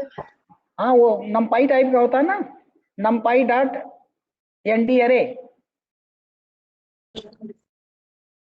जब आप याद करिए, पंडाज में हम लोग यूज करते थे एनपी डॉट नैन। एनपी डॉट नैन का मतलब क्या था? NaN। जब हम लिखते थे Yes. एनपी डॉट NaN, वो वैल्यू ऑटोमेटिक डेटा फ्रेम में रिप्लेस हो जाती थी कैपिटल NaN। तो नमपाई टाइप का ऑब्जेक्ट होता है। अंकिता सिंह बोल रही हो क्या? जी सर। हाँ, वो अगर आपको चेक करना होगा तो चेक कर लीजिएगा उसका टाइप। ये क्लियर हो गया? क्लियर हो गया ना? अब unexpected missing value, if column expected to be string but having a numeric type data is technically is missing। जैसे वहां हमने आपको बताया था कि 12 आ गया था, तो वो भी आपकी एक मिसिंग वैल्यू ही है, unexpected missing value. Owner occupied should clearly a string, yes or no? So this numeric type should be missing value। जो 12 आ रहा है ये हमारी मिसिंग वैल्यू है। चलिए इसको भी चेक करते हैं। Finding the missing data in own occupied.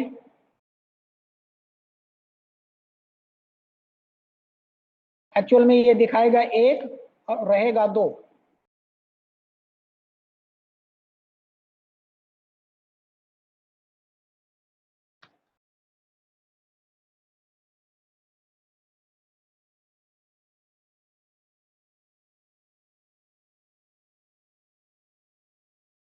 Last वाला आउटपुट देखिएगा, आउटपुट बड़ा होता जा रहा है।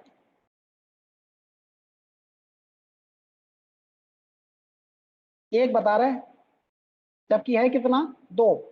अब इसको भी हमको हैंडल करना पड़ेगा। 12 को हैंडल करने के लिए हम क्या करेंगे?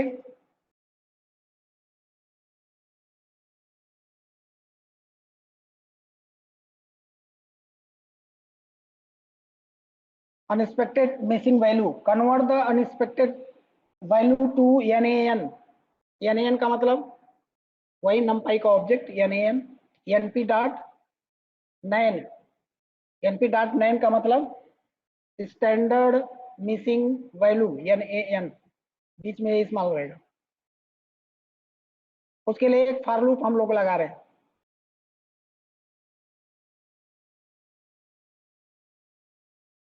लगा के कर क्या रहे हैं ये ध्यान दीजिएगा, NaN में असाइन कर रहे हैं।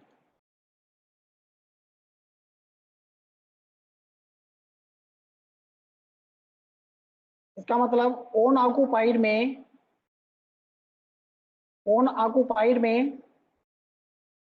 NaN को असाइन कर रहे हैं।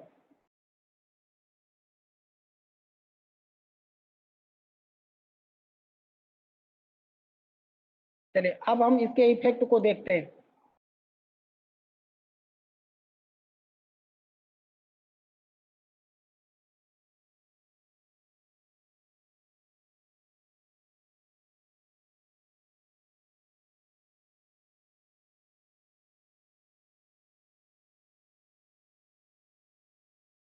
ये लाइन हमारी छुट्टी थी क्या?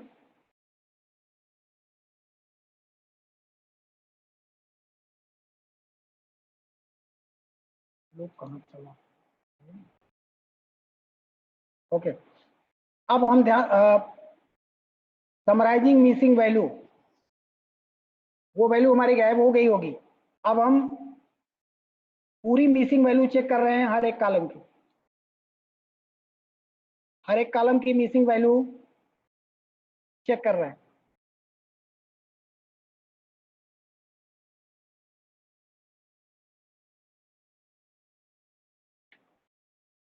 कॉलम वाइज देखिएगा, कौन ऑक्युपाइड में कितना आता है अभी पता चल जाएगा। ऑन ऑक्युपाइड में देखिए कितना है? 2। जो 12 आपका दिया गया था उसको हमने रिप्लेस कर दिया किससे? NaN से। तो ये टोटल आपकी मिसिंग वैल्यू आ गई। अब हमने सबको स्टैंडर्ड बना लिया है या नहीं बनाया है, तो उसी ढंग से हमको बनाना पड़ेगा। ये हमारी टोटल मिसिंग वैल्यू है, ईच कॉलम की वैल्यू है। टोटल अगर आप काउंट करेंगे तो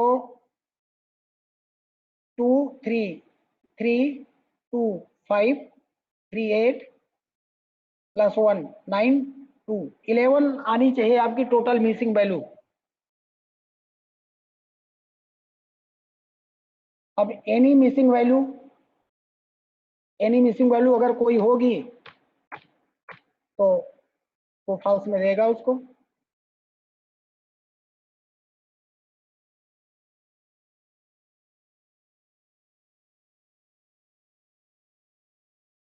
total missing value for the each column.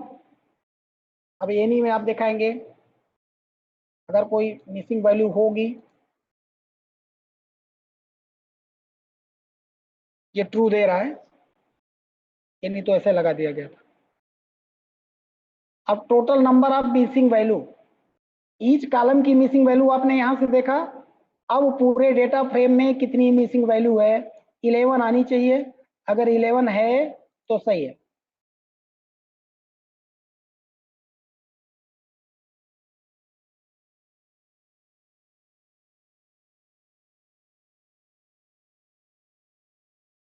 Eleven आया, इसका मतलब टोटल हमारी मिसिंग वैल्यू कितनी है, 11। पूरे डेटा फ्रेम में मिसिंग वैल्यू हमारी 11 है। अब इसको हमको दूर करना है।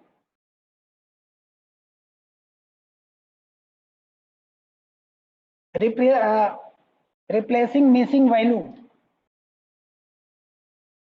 सबकी मीन वैल्यू से उसको हम रिप्लेस कर दे रहे हैं। लेकिन mean value, mean median mode तो आपका न्यूमेरिक पर निकलता है। तो अब हम चेक करेंगे कौन कौन से डेटा ऐसे हैं जो न्यूमेरिक हैं। अगर वो न्यूमेरिक हैं तो उनकी मीडियन वाली वैल्यू से उसको रिप्लेस कर दिया जाए।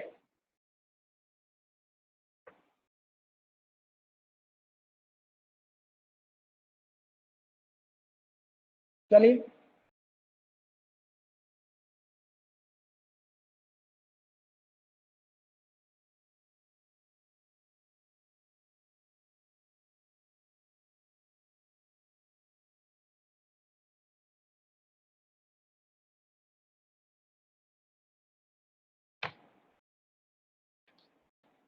ये हमारी न्यूमेरिक वैल्यू है।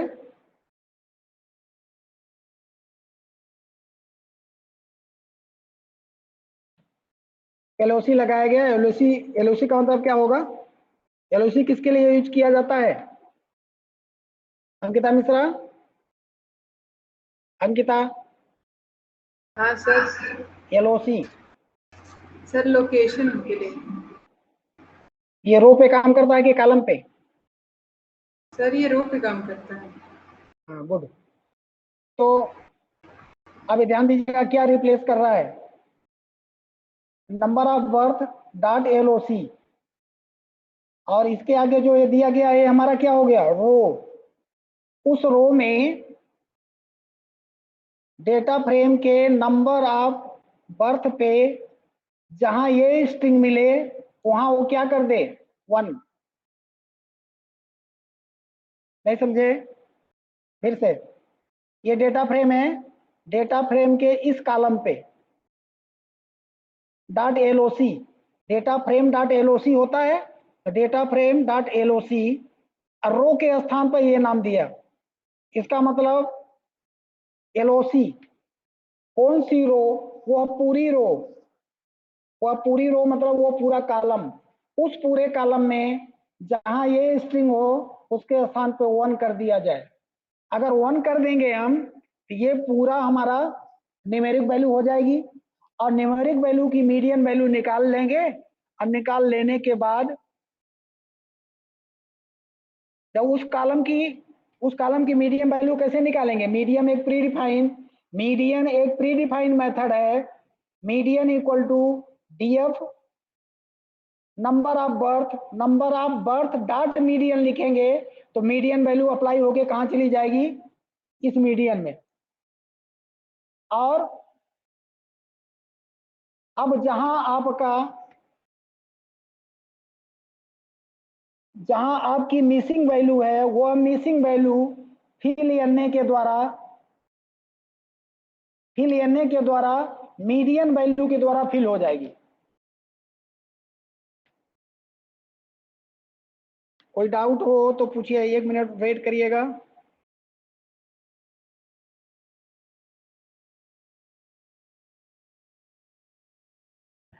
नहीं, आप मेरी बात फिर से सुनिए। जी सर। जैसे ये आप स्क्वायर फीट कह रहे हैं, तो कहीं आपको 10 स्क्वायर फीट मिल रहा है, कहीं 100 स्क्वायर फीट में मिल रहा है, कहीं 1 लाख स्क्वायर फीट मिल रहा है। तो हाँ, कहीं अगर आप 1000 उसको प्लाट करेंगे तो 10 कहाँ एग्जिस्ट करेगा, लाख स्क्वायर फीट कहाँ एग्जिस्ट करेगा, तो ग्राफ में हमारा प्लाट नहीं हो पाएगा। उस केस में हमको नॉर्मलाइजेशन अप्लाई करना पड़ता है, नॉर्मल डिस्ट्रीब्यूशन करना पड़ता है। तो स्टैंडर्ड डिस्ट्रीब्यूशन अगर होगा तो सारा डाटा, पूरा डाटा हमारा 0 1 के फॉर्म में कन्वर्ट करना पड़ेगा। नॉर्मल डिस्ट्रीब्यूशन होगा तो हम देखेंगे कि मीडियन वैल्यू से कितना वेरी हो रहा है। हाँ जी सर। तो जी, इट मीन ये ग्राफ अभी हमारे सामने जो शो हो रहा है, इसमें जो स्क्वायर फीट में जो वैल्यूज दी हैं वो उस कोडिंग ही दी हुई हैं, जैसे वो ग्राफ ऊपर नीचे जा रहा है वैसे। अब नहीं, आप गलत सोच रहे हैं। क्या ग्राफ स्क्वायर फीट के आधार पर लिया गया है? नहीं सर, ये तो वैल्यूज जो हमें आपने अभी बताया था थोड़ी देर पहले की, जो नम की वैल्यू और नम बाथ की वैल्यू और नम जो हाँ, बेडरूम की वैल्यू, उसके बिहाफ के ऊपर है। हाँ, उसके बिहाफ पे है ये, हाँ, उसके जी। बिहाफ पे। पर मैं अगर सर, आप मेरा क्वेश्चन यही है कि जो स्क्वायर फीट में जो शो हो रहा है वो किस हिसाब से सर, मतलब वो कहाँ पे हमें विजुलाइज हो सकता है और उसका फंक्शनिंग क्या हो रही है सर इस ग्राफ में पूरी? उस एक्चुअल में वो डेटा फ्रेम का एक कॉलम है। अगर आपको उसके आधार पे प्लॉट करना है तो आप जो नंबर ऑफ बर्थ है, नंबर ऑफ बेडरूम है, वाई एक्सिस पे उसको भी आप अप्लाई कर सकते हैं। जी। आखिर में अभी आपने नेम के करिस्पॉन्डिंग नंबर ऑफ बर्थ और नंबर ऑफ बेडरूम को बेस बना करके आपने जीसीए प्लॉट बनाया। आपको लगता है कि नहीं स्क्वायर फीट पे बनाना है, तो नंबर ऑफ बेडरूम वहां से हटा दीजिए या नंबर ऑफ बर्थ हटा दीजिए, वहां स्क्वायर को आप ऐड कर लीजिए। लेकिन स्क्वायर को ऐड करने के पहले एक चीज का ध्यान देना होगा कि आपकी वैल्यू बहुत ज्यादा वेरी कर रही है। कहीं ठीक है 10 सर। अभी कहीं हाँ जी, 10। क्लियर हो गया अभी कि जो अगर वैल्यूज 1 लाख भी हो सकती हैं, 1 करोड़ भी हो सकती हैं। जी, जी, जी, जी, तो जी। तो उसमें फिर हमारे जो ये ग्राफ है, इसमें जो हमें डाटा शो करना पड़ेगा वो बहुत ही मुश्किल हो जाएगा और प्लॉट उसको कर नहीं पाएगा ग्राफ हमारा हाँ, अच्छे से। उस केस में आपको अपने डाटा को नॉर्मल डिस्ट्रीब्यूशन या स्टैंडर्ड डिस्ट्रीब्यूशन में कन्वर्ट करना पड़ेगा। जी सर। जी। ओके। जी सर। और किसी का कोई क्वेश्चन?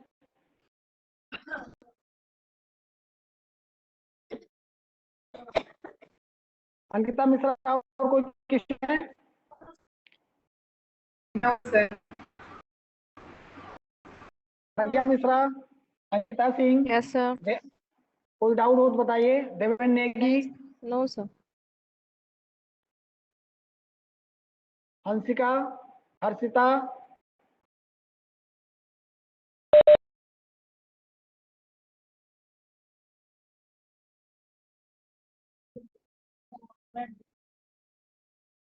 नाइन्टी डिग्री हमने लिया, क्यों लिया है वो अंकिता मिश्रा अभी क्वेश्चन की थी, हमने बताया था अभी जस्ट पहले कि वो आपका नेम, अगर नेम बड़ा होगा तो वो कोलेप्स करेगा, उससे बचने के लिए हम 90 डिग्री कर दें।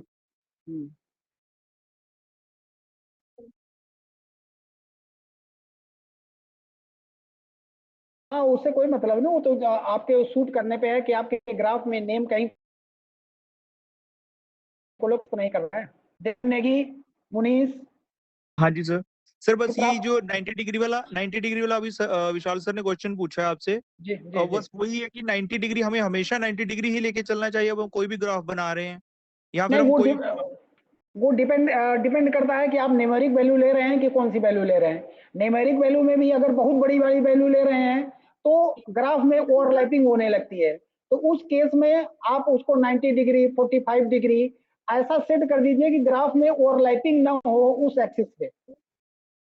मतलब बस हमें विजुअलाइजेशन अच्छी होनी चाहिए ग्राफ हाँ की, बस उसके बस बिहाफ पे जी हमें डिसाइड करना पड़ेगा। जी जी जी, जी जी जी, ठीक है वो सर। आसानी से विजुलाइज हो, कोई भी देख करके उसको समझ सके कि ये क्या हो रहा है।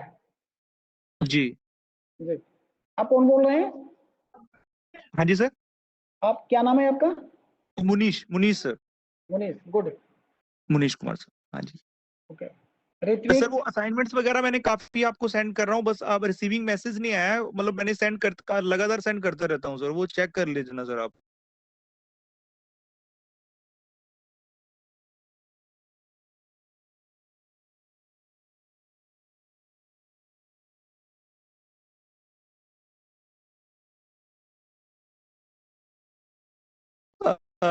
हाँ जी, हाँ जी, ठीक। हाँ जी सर, मैं समझ नहीं आई सर, क्या एंड में क्या बोला आपने? आप असाइनमेंट सेंड करने में थोड़ा सा लेट कर देते हैं। जैसे आज का असाइनमेंट है, कल तक आप भेज दिए तो मैं उसको चेक कर लूँ। अब आप असाइनमेंट नंबर 15 अगर आज भेजेंगे तो हमें लगता है कि ये तो पुराना हो गया। हाँ जी सर, हाँ जी। जी, ठीक है सर। नहीं, मुझे बस ये है कि सर आप रिसीव हो जाती है ना आपको, बस मैं ये सोच रहा था। हाँ जी, नहीं नहीं, मैं देखता हूँ उसको, ठीक है सर, ठीक है सर, मैं उसको थैंक यू रीड सो करता मच। हूँ। ठीक है, Namita, thank you so much. Namita आपको कोई प्रॉब्लम? नमिता, निधि, नो सर। सर ये हमारी क्लासेस कब तक चलेंगी अभी? आपकी एक क्लास और रह गई है मशीन लर्निंग की। मतलब नेक्स्ट डे कल तक सर? कल तो जो कल तो छुट्टी है, कल 15 अगस्त है। कल 15 अगस्त है, ठीक है सर, और परसों होगी एक, मतलब। हाँ परसों आपकी क्लास समाप्त हो जाएगी और इसी वीक में हम आपका एग्जाम भी कंडक्ट कराएंगे। ठीक है सर। और सर जो प्रोजेक्ट है वो मतलब प्रोजेक्ट एक क्लासेस के बीच में ही आप करवाएंगे, या फिर प्रोजेक्ट आपने बोला था कि मैं करवाऊंगा आपको, तो वो सर कैसे? अगर अगर आप टाइम देंगे 1-2 दिन का तो हम करवा देंगे, क्योंकि सर आप हमारा कोई हमारा बात नहीं कोर्स जो हमारा जो कोर्स है वो 20 डे का है। वो मैं हाँ आपका जी, पूरा कर दूंगा 20 डे में। अब अगर ठीक। आप टाइम देंगे 1-2 दिन तो हम उसके लिए भी प्रयास करेंगे कि आपको आ जाए, या आप पर्सनल तौर पर भी मुझसे मेरा नंबर लेकर के डिस्कशन करके उसको पूरा कर सकते हैं। मैं प्रोजेक्ट आपको दे दूंगा। ठीक है सर। सर क्योंकि प्रोजेक्ट तो बहुत इंपॉर्टेंट है, बिना प्रोजेक्ट के तो सर हमें बहुत सारी चीजें जो क्लियर नहीं हो सकेंगी, क्योंकि उसमें प्रैक्टिस बहुत जरूरी है सर, प्रोजेक्ट में वो चीज सारी क्लियर हो जाएंगी। जी, मैं आपको प्रोजेक्ट दे दूंगा। ठीक है सर, ठीक है, मैं थैंक आपको यू सो मच। प्रोजेक्ट दे दूंगा। और मेरा नंबर आपके पास ही है, आप उसको चलाइए। कहीं दिक्कत होती है तो आप मुझसे कभी भी पूछ सकते हैं। ठीक है sir, thank you so much sir. या आप कहेंगे तो मैं 1-8 दिन क्लास भी ले लूंगा, उसका कोई इशू नहीं है। हाँ जी सर, बाकी स्टूडेंट्स से आप पूछ सकते हैं कि वो चाहते हैं, कि अगर वो नहीं चाहते हैं तो फिर आप एक बार सभी से हम एक बार वो एग्री हो जाए तो फिर हम लगा सकते हैं। अगर वो नहीं एग्री है तो फिर सर इंडिविजुअली जो भी चाहेंगे वो आपसे कांटेक्ट कर हाँ लेंगे। हाँ, यही मेरा भी कहना है। अगर सारे लोग चाह रहे हैं तो ठीक है। एक्चुअल में कुछ लोगों का एग्जाम चल रहा है, कुछ लोग एग्जाम के नाते उनको लग रहा है जल्दी से जल्दी खत्म हो जाए। अब कुछ लोग दूसरे कोर्स में एडमिशन ले लिए हैं। तो हाँ जी सर, जैसा जैसा मेरा उनका रिव्यू रहा है उस आधार पे कह रहे हैं। बहरहाल अगर किसी को टाइम है और मुझसे हेल्प लेना चाहता है तो मैं देने के लिए तैयार हूँ। ठीक है sir, thank you so much. मैंने तो सर बनाना ही है, मैं तो एग्री हूँ, बाकी स्टूडेंट्स अभी जैसे कहेंगे वो देख लेंगे फिर। ठीक है, ठीक है विशाल, अगर कोई चाहता है तो मैं तैयार हूँ हेल्प करने के लिए। और किसी को कोई दिक्कत हो तो पूछ लें, क्योंकि अब एक ही दिन बचा है। मैं हेल्प करने के लिए तैयार, मुझसे कोई पूछ ही नहीं रहा है। निधि, तानिया,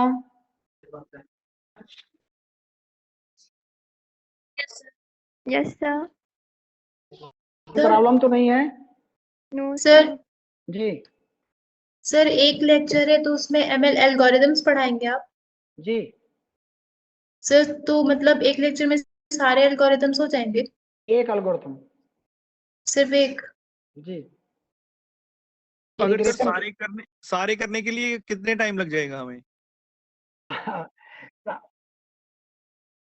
हाँ, वो फिर मशीन लर्निंग आपका आ जाएगा।